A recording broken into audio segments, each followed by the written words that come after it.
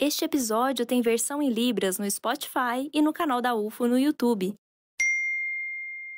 Cientista. Segundo o dicionário online em português, uma palavra com um significado bem simples, o que se dedica à ciência ou especialista numa ciência. Cientista, um substantivo que também pode ser adjetivo e que você já ouviu muito por aqui, seja dessa forma ou com seus sinônimos, pesquisador, investigador, observador. Essa ciência não é feita só em laboratórios, com aqueles cientistas que seguem uma visão até um pouco preconceituosa. Afinal, é comum que ao imaginar um cientista, a imagem que vem na nossa mente seja de um homem branco de idade avançada, usando um jaleco e olhando por um microscópio. Mas não é só isso. Nesse ano, aqui no Ciência ao Pé do Ouvido, você ouviu a voz de 38 cientistas. Foram homens e mulheres, brancos e negros, heterossexuais ou membros da comunidade LGBTQIA+, de exatas, humanas, biológicas, engenharias ou sociais aplicadas. Enfim, pessoas diversas para falar de temas diversos. E quantos temas, hein? 33 episódios em um ano, com assuntos que abordaram todas as áreas do conhecimento, sem deixar de lado aquilo que está na descrição do nosso podcast. Falar sobre cotidiano e ciência, um único assunto. E no último episódio da terceira temporada, vamos conversar com os cientistas mais uma vez. Porém, dessa vez as perguntas não virão de nós, equipe Ao Pé do Ouvider, mas sim de vocês, nossos queridos Ao Pé do Ouviders. Por isso, hoje eu, Nayara Chaya, jornalista da Divisão de Divulgação Científica da Diretoria de Comunicação da Universidade Federal de Uberlândia, vou guiar essa conversa com as perguntas que recebemos na semana de recepção da UFO de setembro de 2022 e também pelas redes sociais e pelo WhatsApp.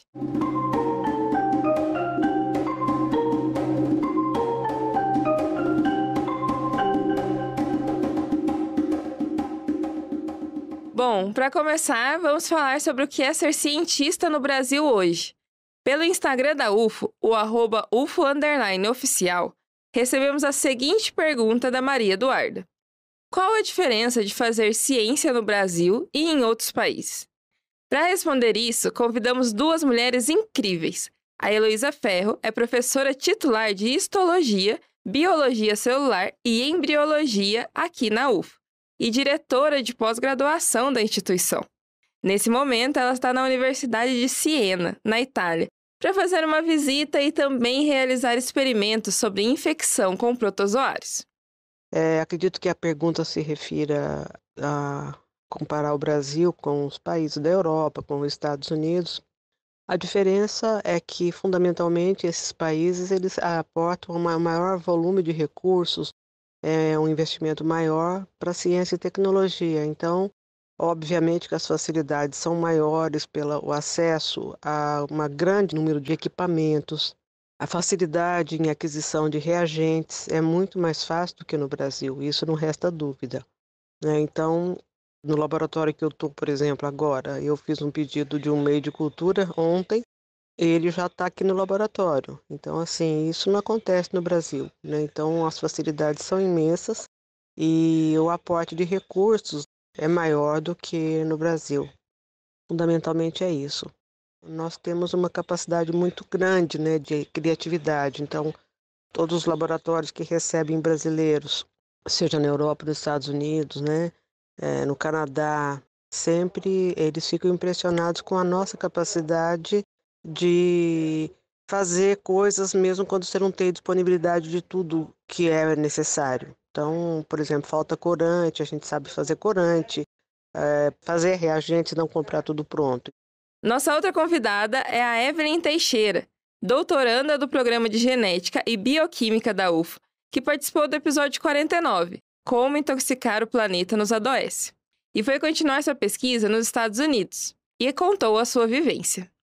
Qual a diferença de fazer ciência no Brasil e em outro país? Ciência se faz em qualquer lugar no mundo. Ciência é feita para a sociedade e quem é apaixonado por pesquisa e pela produção do conhecimento científico faz isso com primor e honestidade em qualquer lugar que esteja. Portanto, não há diferença nesse sentido. No entanto, devo compartilhar a minha experiência realizando pesquisa nos Estados Unidos. Desde que estou aqui, percebo de modo conciso, claro e prático o quão o Brasil está precário no que tange ao investimento em educação, principalmente nas universidades, pois isso faz toda a diferença. O investimento na educação muda a mentalidade das pessoas e os universitários daqui, devido ao suporte e acesso à educação de qualidade desde muito jovens, são extremamente engajados, competitivos e enérgicos. Tenho convivido com pesquisadores brilhantes aqui, assim como sempre convivi no Brasil. As diferenças são, nos Estados Unidos, o amplo financiamento por parte do governo nas universidades e também financiamentos oriundos de capital privado fazem com que toda e qualquer pesquisa seja feita com qualidade e em tempo hábil. O comprometimento de todo pesquisador aqui também é notório, claro. Não faltam insumos e materiais para pesquisa, tudo é automatizado. As salas de estudo são incrivelmente bem equipadas, os laboratórios bem estruturados. O acesso aos serviços da universidade em geral são facilitados. O retorno é rápido para tudo. A estrutura física também é incrível, indescritível. Aqui é abundância, oportunidades não faltam, muito menos bolsa de estudos. A premissa deles é compartilhar em prol do desenvolvimento da sociedade. Os que mais possuem dinheiro tendem a investir em estudantes e instituições de ensino, de modo a alavancar o desenvolvimento do país a partir da educação. O Brasil possui bons cientistas e pesquisadores, porém, precisa de um ambiente mais favorável à ciência, para que todos desenvolvam a pesquisa para o nosso país. Falando em fazer ciência, o Guilherme também mandou uma pergunta pra gente. Quais são as regras básicas de ABNT que eu devo saber antes de escrever um artigo? E para responder, convidamos a Mayra Nani Goulart, diretora do Sistema de Bibliotecas da UFO, e a Patrícia de Oliveira Portela, responsável pelo atendimento da biblioteca no Campus Santa Mônica. Juntas, elas estão organizando a próxima edição do Guia para a Normalização da editora da UFO. Então, elas são as pessoas mais indicadas para responder essa pergunta, né? Normalmente, quando se vai escrever um artigo, já deve-se ter ideia da revista em que se vai publicar, lembrando que cada revista adota um padrão específico. Algumas revistas, dependendo da área do conhecimento, nem utilizam a ABNT, mas normas específicas como Vancouver, geralmente para revistas das áreas médicas e biomédicas. A APA, comumente utilizada em revistas na área da psicologia e sociologia.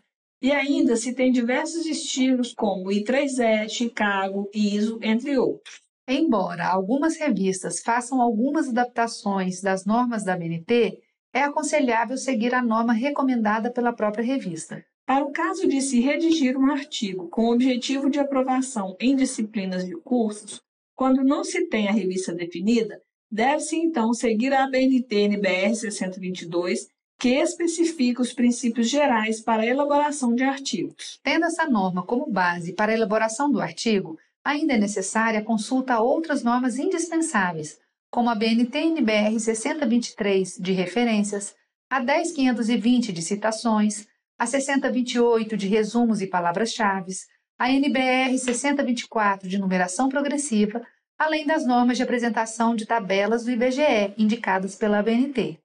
Quanto à estrutura de um artigo, temos como elementos pré-textuais o título no idioma do documento e em outro idioma, o autor, resumo do idioma do documento e em outro idioma, data de submissão e aprovação do artigo, além de sua identificação e disponibilidade. Nos elementos textuais, destacam-se uma parte introdutória, o desenvolvimento, as considerações finais, além das referências e o glossário. Como elementos pós-textuais, a norma sugere o apêndice, o anexo e os agradecimentos. Dentre as regras de apresentação, ressaltamos que os nomes dos autores devem aparecer na forma direta, apresentados na mesma linha, separados por vírgula ou em linhas distintas antes do texto. Deve conter um breve currículo dos autores, sua vinculação corporativa e endereço de contato em notas de rodapé. O resumo deve ser sucinto, composto por uma sequência de frases concisas, em parágrafo único, sem numeração de tópicos. Deve conter de 100 a 250 palavras. No final, devem figurar as palavras-chave, seguidas de 2 pontos, separadas entre si por ponto e vírgula e finalizadas por ponto final. Devem ser escritas com as iniciais minúsculas, exceto substantivos próprios e nomes científicos. Quanto ao formato, para a digitação, recomenda-se fonte tamanho 12 e espaço simples entre linhas para todo o artigo. As fontes das citações com mais de 3 linhas, a paginação, as notas, as legendas e as fontes das ilustrações e tabelas devem ser em tamanho menor que a do texto. A exemplo das ilustrações, as tabelas devem ser citadas no texto, inseridas o mais próximo possível do trecho a que se referem e padronizadas conforme as normas de apresentação tabular do IBGE.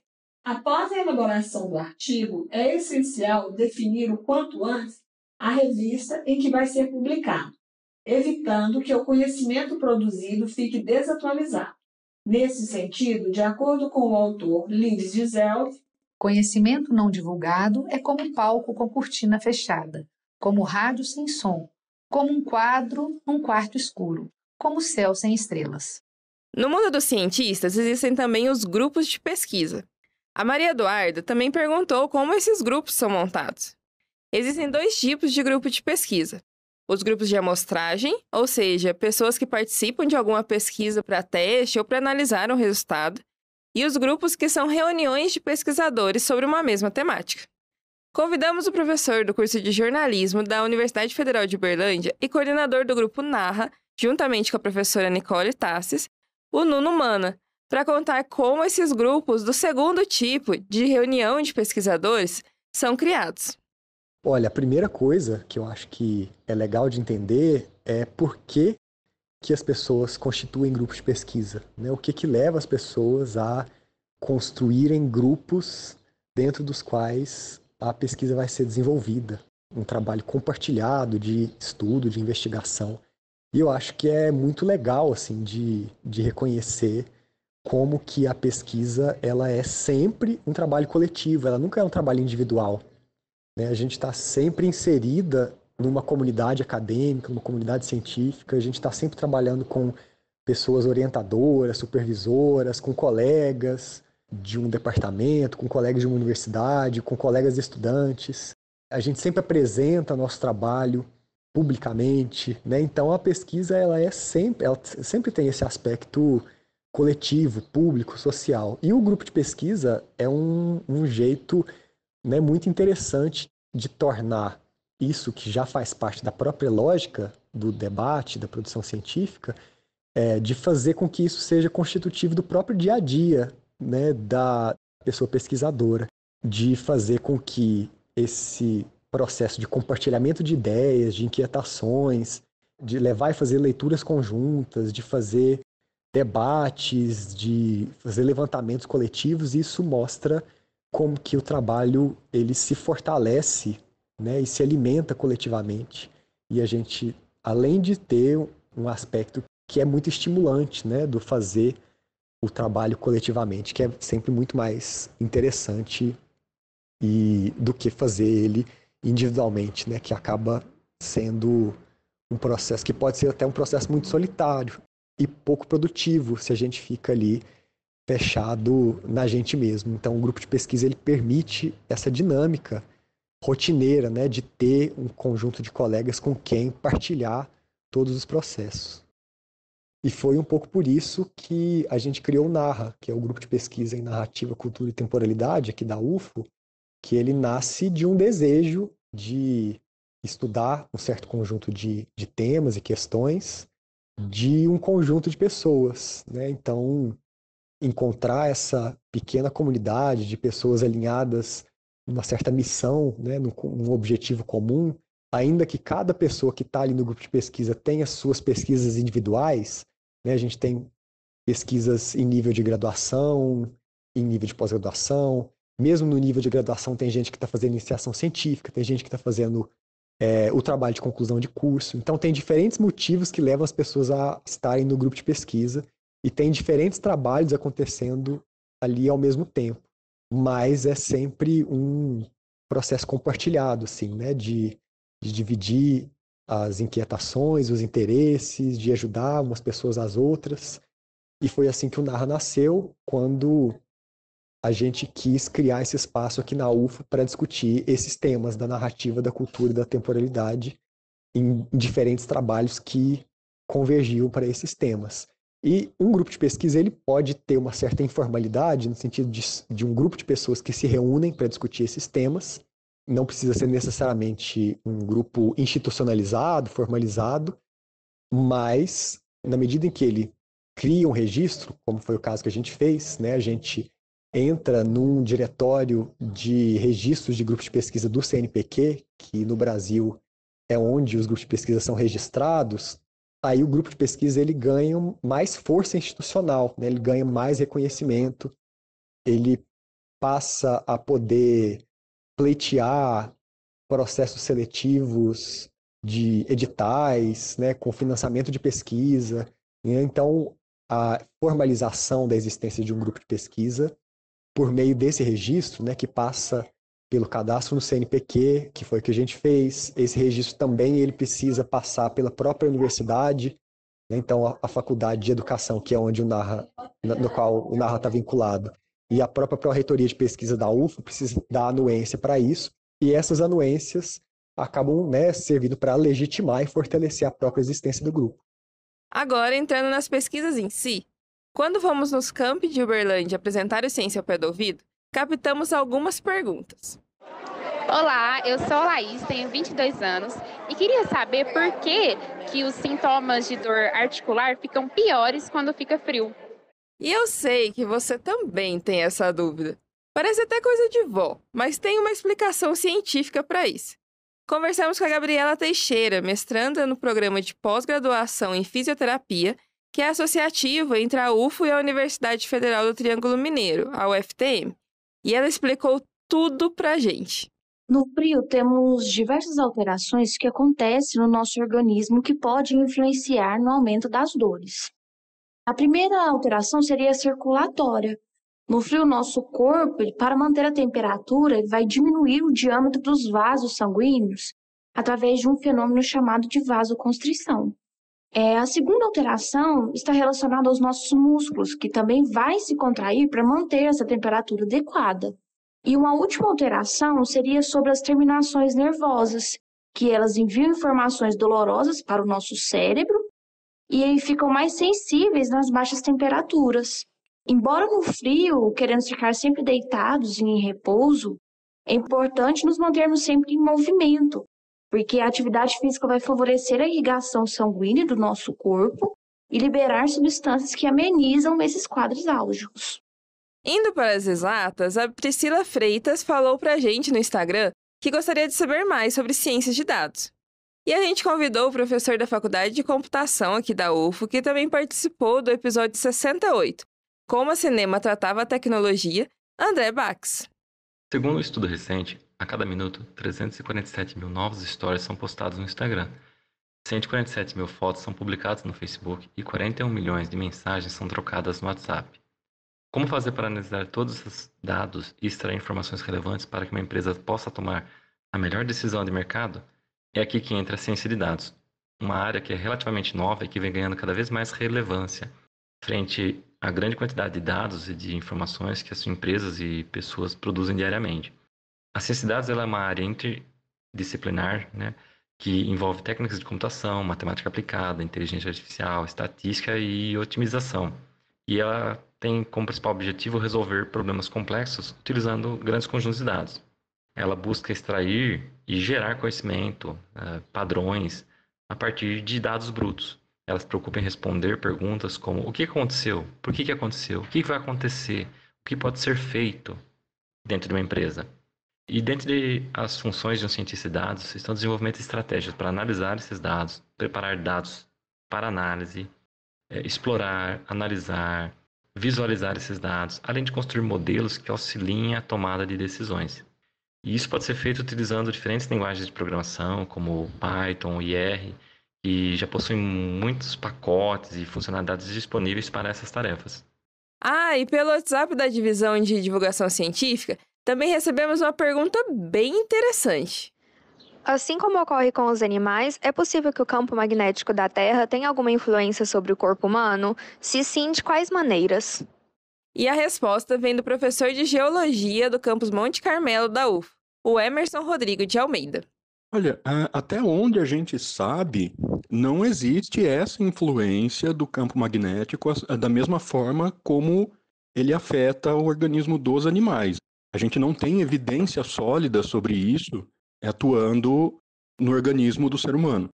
Alguns estudos têm sido feitos em relação a isso, né, mas a gente não tem nada que certifique uma influência ainda, né, nada que a gente possa considerar muito uma evidência sólida, né?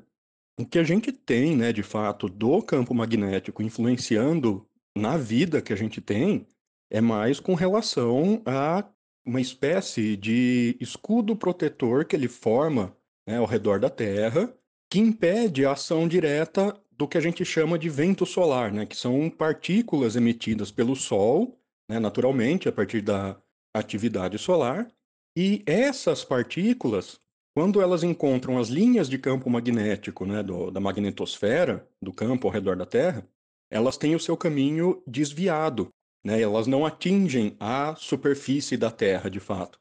Uma pequena parte delas acaba caindo, né, mais próximo da superfície, vamos dizer assim, né, acaba ficando nas camadas mais baixas da atmosfera.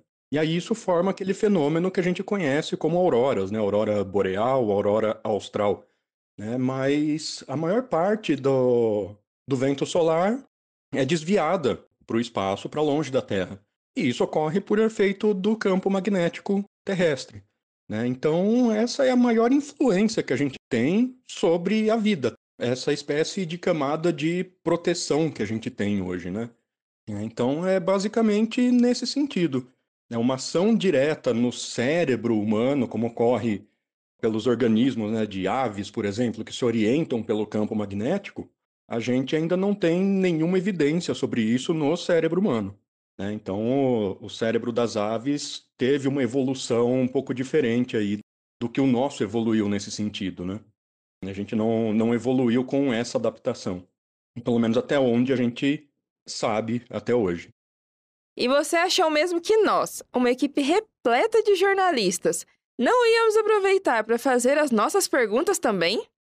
Quando eu entrei para a equipe da Divisão de Divulgação Científica, lá no começo do ano, eu ouvi falar mais uma vez que existem crianças que também são pesquisadoras. E sempre fiquei me perguntando se tem diferença entre a pesquisa desenvolvida na educação infantil e ensino fundamental, no ensino médio, na graduação e na pós. Então, convidei o pesquisador e diretor da diretoria de pesquisa da UFO, o Murilo Vieira, para me explicar isso aí. Essa é uma pergunta muito ampla e muito complexa para ser respondida por uma única fala. Mas nós classificamos a pesquisa desde o ensino básico, médio, técnico profissionalizante, graduação, mestrado e doutorado, porque a gente correlaciona cada pesquisa realizada em cada uma dessas etapas com a formação do pesquisador. Então, se nós pensarmos no pesquisador hoje, que é um profissional, né, responsável por uma equipe, ele geralmente tem o título de doutor ou pós-doutor, mas nós temos excelentes pesquisadores que são mestres, que são graduados. Ou seja, não é classificado pela importância e nem pelo grau de complexidade da pesquisa de uma forma, digamos que reta. Veja bem, alunos entende-se, em sua maioria, que pesquisadores do ensino infantil, do ensino básico, eles fazem trabalhos talvez menos complexos. Mas, por outro lado, eles sempre são supervisionados por pesquisadores que têm maior formação, como graduados, mestres e doutores.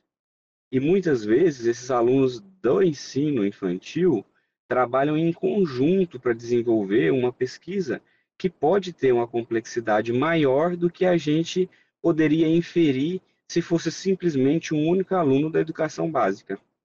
Então, não necessariamente está ligado à complexidade, mas a ligação, né, dessa classificação de básico, médio, médio profissionalizante, graduado e pós-graduação, mestres e doutores, está ligado, né, diretamente à formação do aluno, né, naquele momento.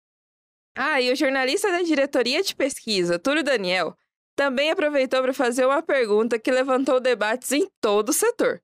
Pode falar, Túlio. Oi, Nai, deixa eu te perguntar. As plantas, elas são seres vivos, né? Será que elas sentem dor?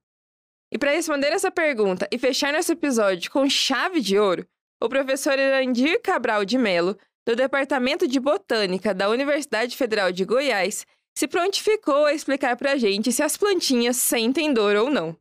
Recebi um e-mail questionando sobre se as plantas sentem dor.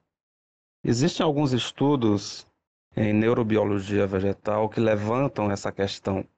No entanto, não existe uma conclusão sobre se as plantas sentem ou não dor.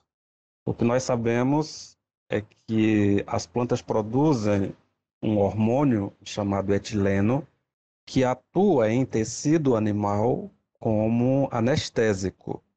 E normalmente, quando as plantas são feridas, elas produzem muito mais etileno do que na condição normal de não ferimento. No entanto, isso não nos possibilita afirmar que o etileno possa atuar como anestésico em função de uma dor sentida pela planta. Essa é uma resposta que nós ainda não temos.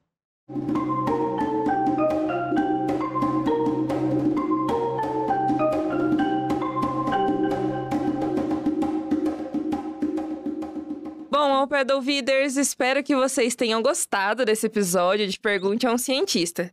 Também espero que vocês tenham gostado dessa terceira temporada de Ciência ao Pé do Ouvido, porque a gente amou produzir cada episódio. A gente vai entrar de férias por aqui, mas você pode ouvir os outros episódios na sua plataforma preferida. Estamos também no Google Podcast, no Breaker, Spotify, Amazon Music, Deezer e Apple Podcast. Siga lá e nos avalie, hein? Nas redes sociais, vamos produzir uns conteúdos bem legais sobre os temas e quem sabe apareçam os spoilers da próxima temporada. Não posso prometer nada, mas vai que. Então, já acompanha a gente por lá, hein? Estamos no TikTok, Twitter e, claro, nas redes sociais oficiais da UF. As arrobas você encontra aqui na descrição. Gostou desse episódio? Quer perguntar alguma coisa, mandar um recado, fazer uma indicação ou até uma sugestão para a próxima temporada? É só mandar um áudio para o nosso WhatsApp. Nosso número é 34 9966 2021. Repetindo, 34 9966 2021. Muito obrigada por mais uma temporada do Ciência ao Pé do Ouvido. Obrigada também a cada membro da Divisão de Divulgação Científica, aos parceiros da Diretoria de Comunicação e também da Pró-Reitoria de Pesquisa e Pós-Graduação. Em nome da equipe, agradecemos cada convidada e convidado dessa temporada. E, claro, a você, que nos acompanha. Até ano que vem! O Ciência ao Pé do Ouvido é o podcast da Divisão de Divulgação Científica da DIRCO, a Diretoria de Comunicação Social da Universidade Federal de Uberlândia. A apresentação, produção e entrevista desse episódio foram feitas pela jornalista Nayara Achaia, editora do podcast. A comunicação imagética foi feita pela Ludmila de Castro, estudante e estagiária de design na divisão. A divulgação nas mídias sociais está com o jornalista Túlio Daniel e com a Nayara. A principal transição sonora é composição do percussionista Eduardo Fraga Túlio, que é pesquisador e professor de música aqui na UFO. Captação de áudio foi do Mário Júnior. Edição, montagem e finalização são do Márcio Gama. Este episódio tem versão em Libras no Spotify e no canal da UFO no YouTube. A intérprete é a Alessandra da Silva. Captação e edição de vídeo é do Euler Reis. O Ciência ao Pé do Ouvido tem apoio da Fundação de Amparo à Pesquisa do Estado de Minas Gerais, a FAPEMIG. A direção de comunicação da UFO é da jornalista e pesquisadora Renata Neiva. Até mais!